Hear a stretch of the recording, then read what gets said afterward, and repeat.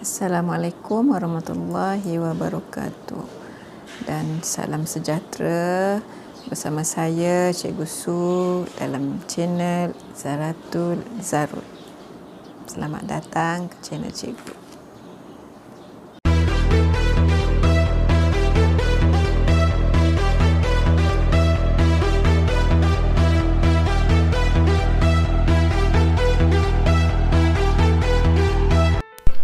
Assalamualaikum dan salam sejahtera.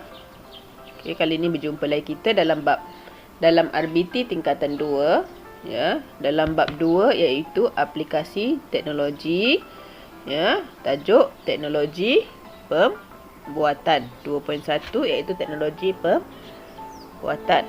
Hari ini kita masuk pada tajuk 2.1.2, ya. Minggu lalu kita sudah belajar tentang dua kaedah dalam proses pembuatan, ya, kaedah konvensional dan kaedah moden.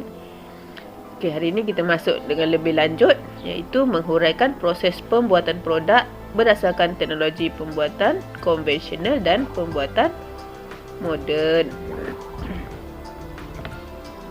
Okey. Kita ulang balik, ya. Proses pembuatan produk ialah satu kaedah,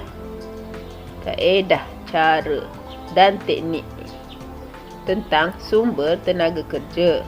Dari mana tenaga kerja yang kita dapat? Adakah dari elektrik? Adakah dari tenaga manusia? Mesin dan bahan yang ada diubah untuk menghasilkan produk siap. Contoh, kamu pegang pensel. Pensel adalah satu produk. Okey, jadi proses pembuatan pensel tersebut, ya, ialah kaedah untuk menghasilkan pensel, teknik untuk menghasilkan pensel, sama ada menggunakan tenaga elektrik atau tenaga manusia ataupun menggunakan mesin, dan bahan apa yang akan diguna, ya, untuk menghasilkan pensel tersebut, produk siap. Itulah contoh, ya. Pelbagai peringkat pembinaan perlu dilalui oleh bahan tersebut. Contoh, cikgu bagi contoh pensel. Pensel kamu kan, ya. Untuk menghasilkan pensel ini perlu ada tenaga apa? Mesinnya apa? Ya. Bahan apa? Ya. Okey, peringkat pembinaan perlu dilalui oleh bahan tersebut seperti pemotongan. Macam mana mau potong? Macam mana mau membina? Adakah menggunakan teknik tuangan? Adakah perlu pemasangan? Adakah perlu pembersihan dan kemasan sebelum sesuatu produk dapat diguna? Pensel tu tak boleh terus kamu guna, mesti ada proses-proses dia untuk dibagi siap, dibagi cantik, dibagi kemas. Okey. Seperti yang telah dipelajari, terdapat dua kaedah, iaitu kaedah konvensional dan kaedah moden. Ini kamu sudah belajar minggu lalu. Ada dua kaedah. Adakah kita buat pensel ni menggunakan kaedah konvensional ataupun kaedah moden? Okey, Raja 2.1.2 menunjukkan carta alih dalam proses pembinaan sebuah produk. Okey, kita tengok. Pertama, cikgu bagi contoh produk pensel, ya. Contoh produk ialah pensel. Sebelum menghasilkan produk pensel, kita perlu merancang dulu apa yang perlu kita buat. Kemudian kita kaji. Okey, kemudian kita kaji. Kita tengok pensel-pensel yang sudah ada di pasaran, ya. Jenama-jenama yang sudah ada di pasaran, bentuk-bentuk yang ada di pasaran, kita kaji. Okey, lepas kita sudah kaji, kita pun ada dapat idea.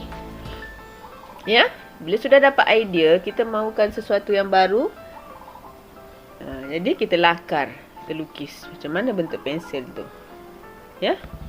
Kemudian bila sudah ada idea, kita menghasilkan sama ada dalam bentuk mockup. Mockup ni apa? Ini sudah belajar tingkatan 1 ni. Apa mockup? Mockup ialah model yang tidak berfungsi. Model ialah ada 2, berfungsi dan separuh berfungsi. Okey. Seterusnya ialah sudah siap model ataupun mockup, kita uji dan nilai. Kita uji dan nilai produk yang kita sudah buat tersebut. Jika tidak ada masalah, kita bina produk tersebut. Bina yang betul-betul menggunakan 2 kaedah. Adakah kaedah konvensional ataupun kaedah moden? Itu terpulang pada pengeluar, mereka bentuk. Kalau dia ada kemudahan mesin, dia boleh guna kaedah moden. Kalau dia tak ada mesin, dia boleh pakai kaedah konvensional. Tapi konvensional perlu ada kemahiran yang tinggi dan lambat. Kaedah moden dia cepat siap.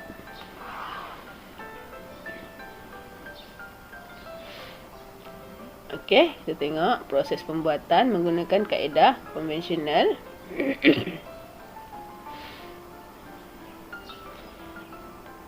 Okey, kaedah konvensional menggunakan tangan sebagai sumber tenaga. Ini. Tangan dan hanya menggunakan alatan tangan. Dia tak pakai mesin. Ya. Dipakai ini pahat. Mesin okey. Ya. Okey. Contoh, ini contoh ya kaedah. Kaedah konvensional menggunakan pemutar skru. Memutar skru menggunakan pemutar skru. Meratakan kayu menggunakan ketam kayu. Siapa tak kenal ketam ni? Ini sekarang mungkin budak-budak sekarang tak kenal ni ketam kayu. Bukan ketam yang makan tu. Ini ketam kayu ni untuk kasih licin kayu ya. Memotong kayu menggunakan gergaji tangan atau gergaji puting.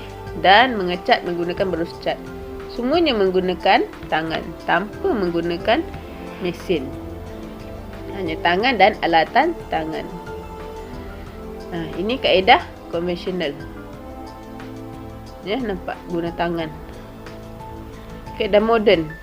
Mesin. Mesin sepenuhnya. Sini mesin, sini mesin. Ya, ini mesin. Ini mesin. Ini tangan, nampak. Perlu kemahiran yang tinggi. Kita boleh tengok tangan orang ni kemahiran dia tinggi. Tengok dia punya tangannya tu. Ya. Okey, proses menggunakan kaedah moden. Okey, kaedah moden biasanya menggunakan mesin. Sama ada mesin yang ringkas atau mesin yang canggih. Ya. Dan menggunakan tenaga elektrik. Tak ada tenaga elektrik, maka kaedah moden tidak dapat berjalan. Ya. Tidak dapat menyiapkan produk. Okey, contoh proses pembuatan menggunakan kaedah moden adalah tadi memutar skru menggunakan pemutar skru. Sekarang memutar skru menggunakan pemutar skru tanpa wayar. Ini mesin ya. Pemutar skru tanpa wayar.